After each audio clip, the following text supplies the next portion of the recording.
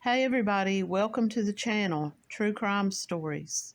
If you're new to the channel, please hit that like button and subscribe so you can hear more. Thanks for stopping by.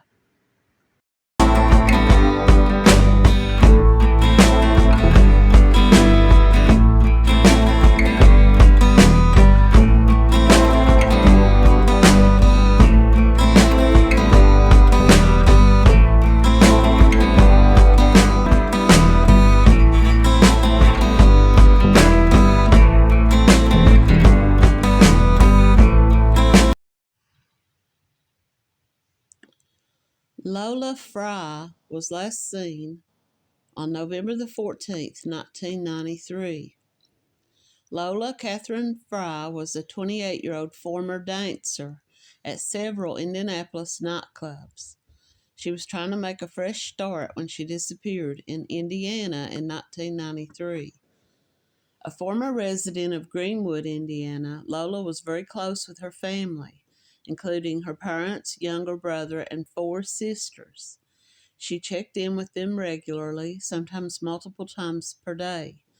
Lola's family reported she was never one to miss attending a holiday or birthday party. She always called and sent a birthday card. Her loved ones called her Kathy, and her family described her as shy, but said she sometimes enjoyed clowning around with her siblings. One of Lola's sisters shared that 2 of her goals in life were to get married and have children. The day Lola went missing, she had recently moved from Greenwood, Indiana to Fort Wayne to live with her sister, Laverne Barker.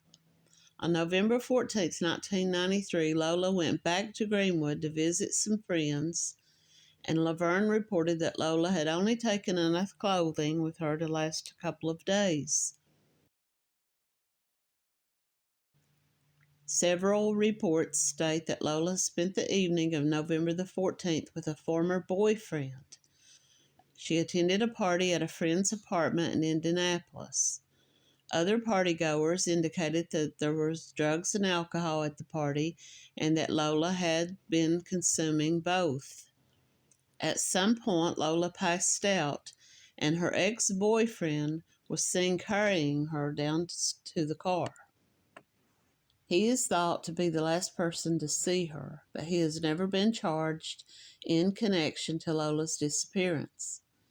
When police questioned the ex-boyfriend, he stated that he took Lola back to his apartment that night. He claims that when he woke up around 7:30 the next morning, she was not there. She and her car were both gone. Now, he says that he woke up at 7:30, that he went to unlock a property for some people. So I don't know if it was at his job, but it just says that when he came home about an hour later, Lola and her car were gone. So is he saying that she was there still asleep when he woke up? When Lola did not check in with her family for a few days, including Thanksgiving, her family became worried and reported her missing. They also reported her car missing, a red and black 1990 Mitsubishi Eclipse with a personalized license plate that said Lola. At the time of her disappearance, Lola was not working anywhere, but even after several weeks, her bank accounts had not been accessed. According to the Charlie Project, Lola's description at the time of her disappearance was a 28-year-old white female, 5'5", about 120 pounds, with brown hair and green eyes. She had breast implants and scar on her right knee and forehead. She sometimes went by the nickname Cat. Shortly after Lola's disappearance, as news media covered the case, police received numerous calls and reports of sightings of her and her car. But none of these ever panned out. The police could never find her. Investigators and Lola's family conducted several searches over the years since Lola went missing, including one with trained dogs that turned up some articles that looked like they had blood on them. Initially, police thought the articles might be clues, but they didn't lead to anything. 10 years after Lola disappeared, police excavated an area near where she was last seen, but they did not find any remains. There was speculation that Lola's disappearance may have been related to a lawsuit that she had filed against a doctor who had performed her breast implant surgery. She was scheduled to appear at a deposition the day she went missing, but no one named in the lawsuit has ever been connected to her disappearance.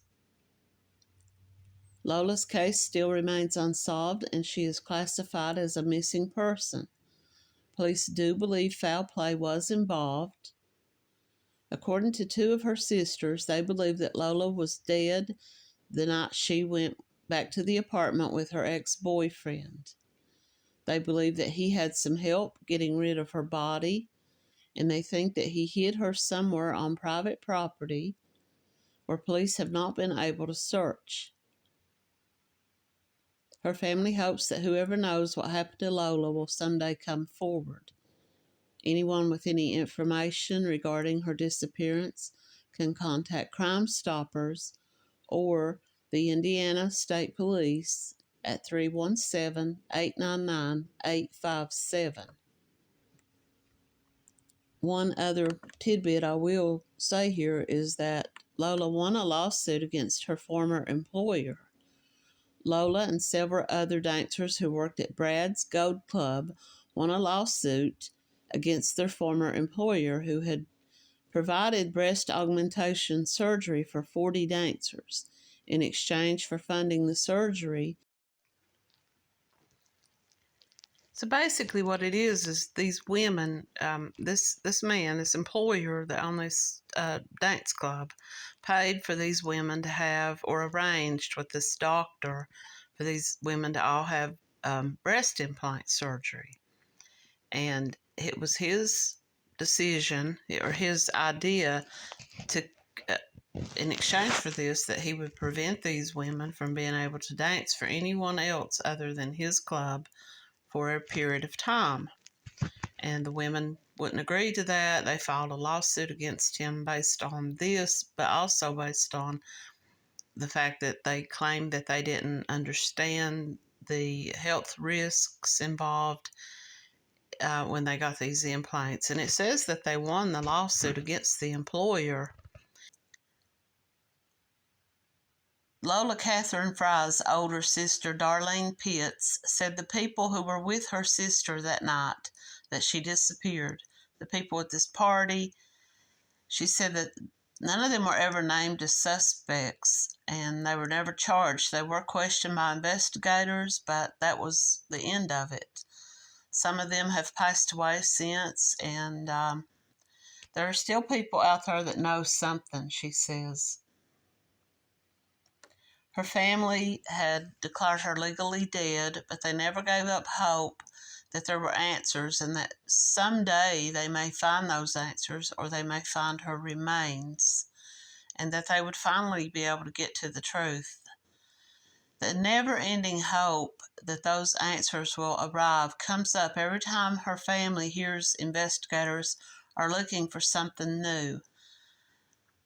You sit and think, well, it's probably not going to be her. Anytime that they, that they hear on the news or anything about a body or remains or any kind of information, they think it's probably not going to be her, but they have that little bit of hope still.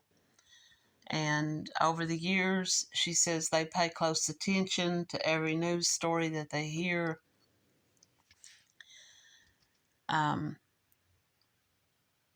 She says that at one point her dad got hooked on fortune tellers. He would go to fortune tellers just looking for answers, and that he just couldn't stop. And she said we jumped on every lead. We listened to every news report. We called everyone we knew to call. Both of Kathy's parents have since passed away, and they never knew what ever happened to their youngest daughter. She says that the siblings all hope that at least one of them will survive long enough to get answers. And she says, we may not know what happened to her, but the angels do.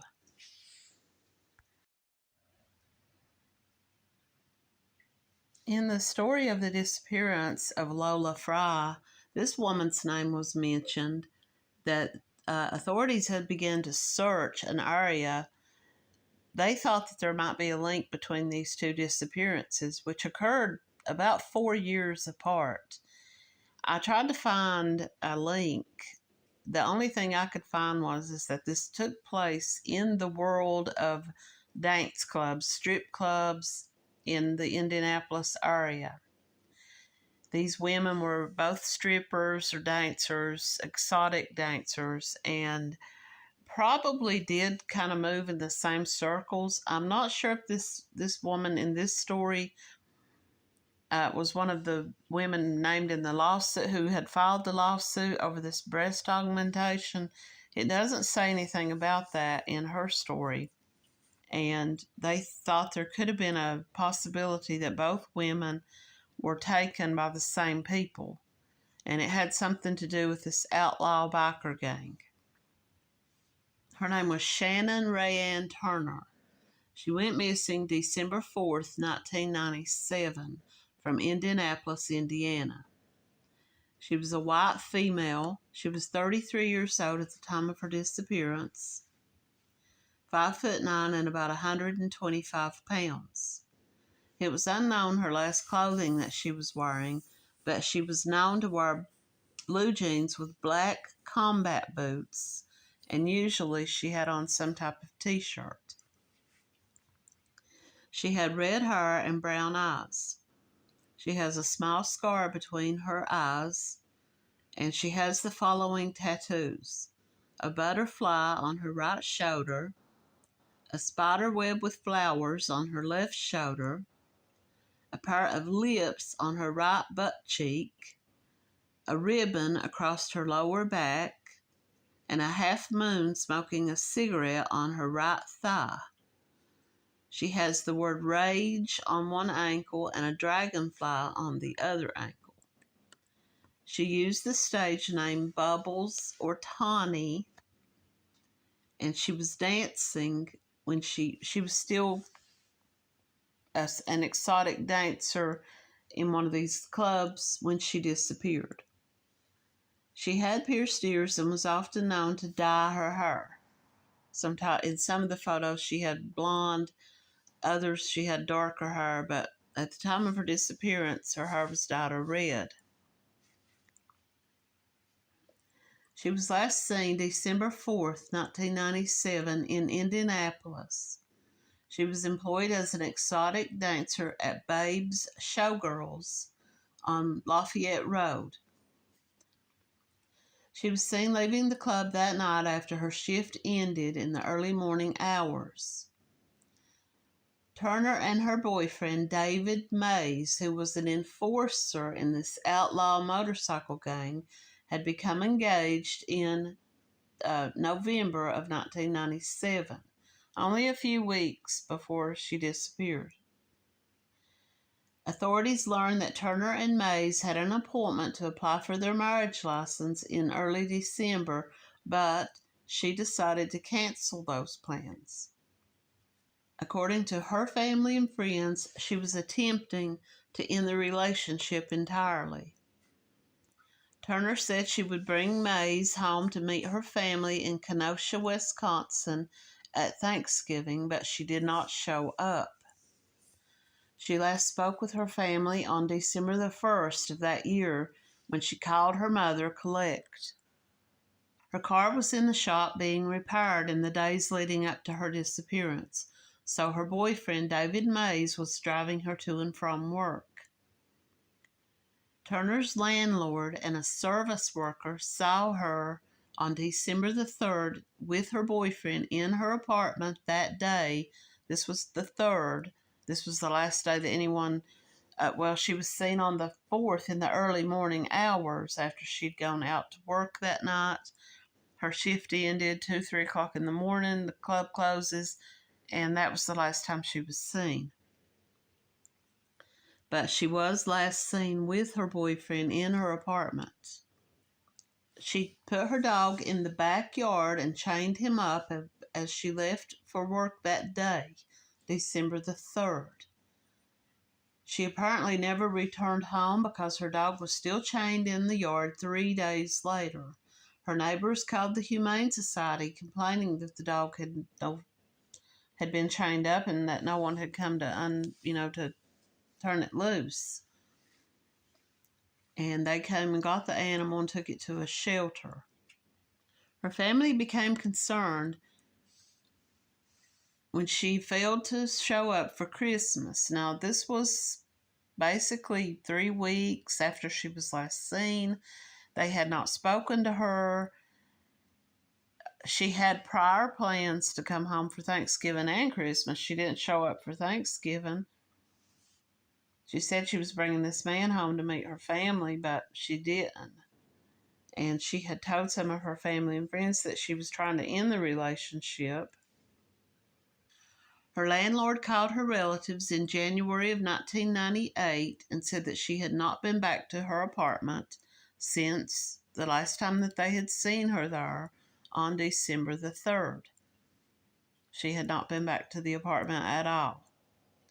And I guess he was calling to find out if they had spoken to her or knew where she was.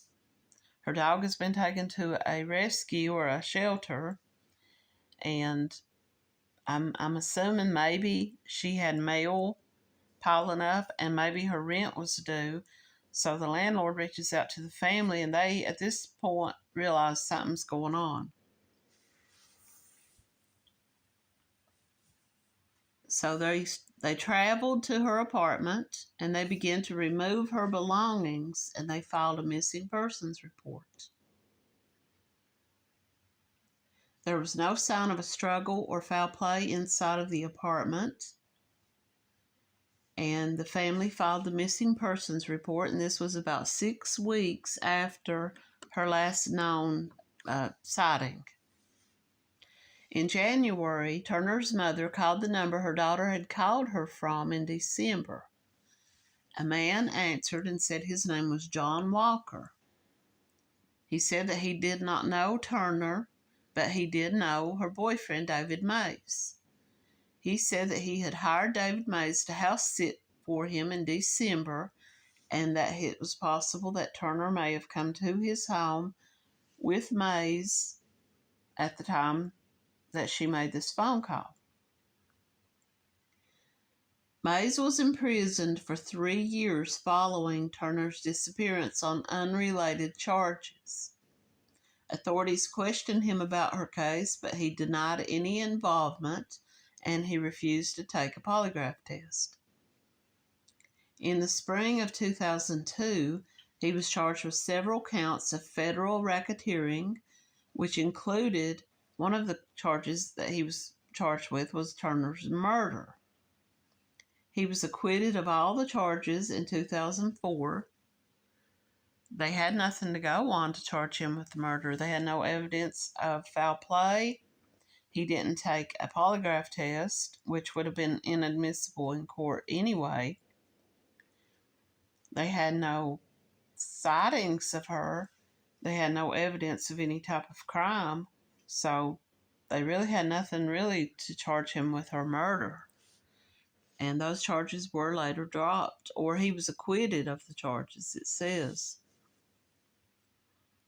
However, authorities hope to so he was not found not guilty of her murder because the authorities say that they hope to refile the charges later. They probably dropped those charges when they knew that they couldn't make that stick, and were afraid that if he was tried for that and found not guilty, they couldn't try him again later if they did find evidence. She was described as an outgoing woman who was independent and led a carefree lifestyle, and she preferred the biker subculture. And this David Mays was known to be a member of this outlaw biker gang. Excavation fails to find any bodies. Police dig up property in the search for 2 women. A day-long search of property with suspected links to the outlaw biker gang failed to find the body of Shannon Turner. Indianapolis Police Department officers led the search in a field off of Indianapolis 37 in Perry Township. The effort also involved a bulldozer, a backhoe, and dogs trained to find cadavers or bodies. They also used ground radar. Police acknowledged that they were looking for possibly more than one victim. There are no plans to continue searching the location. Information was received by police that Lola Fry may have been buried at this Wicker Road location. Now, this Larry Ballard, it was said by the police, had links to the Outlaw Biker Gang, and he had been arrested on federal drug charges. The information I was getting was more of a connection with Shannon Turner, he said. Turner disappeared in November of 1997 when she was 33 years old. In the spring of 2003, federal prosecutors in Ohio charged David Mays, who was with this biker gang, with Turner's murder, even though her body had never been found. Both these women, the link that both of them had was that they were both exotic dancers, and this Ballard was sentenced on February the 25th to 10 years in prison on methamphetamine charges after pleading guilty to conspiracy to possess and distribute 500 grams of methamphetamines. Now, are they insinuating maybe that this Larry Ballard was given information to the authorities in exchange for leniency or exchange for a lesser sentence? Because he was arrested and then they searched this property. Police say that they were approached by someone who lived in the area of Wicker Road and said that someone had been digging out there in the area around the time that Shannon Turner went missing. She was seen leaving the club that night after her shift ended, and the club closed, and she was seen leaving the club. It was said that her car was in the shop for repairs and that David Mays had been picking her up from work. So I'm assuming that he picked her up that night. And what happened from the time they left that club, because unless she did return to her apartment and something happened to her, there was no signs of foul play. Her dog was still on the chain. And did this man ever come back to her apartment? What did he say did he admit that he had seen her after her shift ended? And if not, who did pick her up from work that night? And instead of taking her back to her house, where did they take her to? Shannon Turner never made it home to see her family for Christmas in 1997. At the time of her disappearance, she was a dancer at Babe's Club in Indianapolis. She was dating David Mays, who was an enforcer for this Outlaw Motorcycle Club. And it was believed that they were engaged, but they were supposed to get a marriage license in December, and she called off the relationship. In 2002, 10 members of the Outlaws, including Mays, were found guilty of racketeering. Murder charges were brought against David Mays, but he was acquitted due to lack of evidence. Shannon Turner's body has never been found. Police say the investigation has remains open and active. In 2022, detectives presented Shannon Turner's case to Marion County Prosecutor's Office. but they chose not to file charges due to these double jeopardy laws. They didn't want to charge this man and try him without a body, without any physical evidence, and then maybe later her body turn up and evidence that would lead to him, and he's already been found not guilty of murder and they can't charge him again. And right now, that's kind of where the story stands. If anyone has any information, they're encouraged to contact the Indianapolis Police Department Missing Persons Detective at 317-327-6160. Thanks for watching.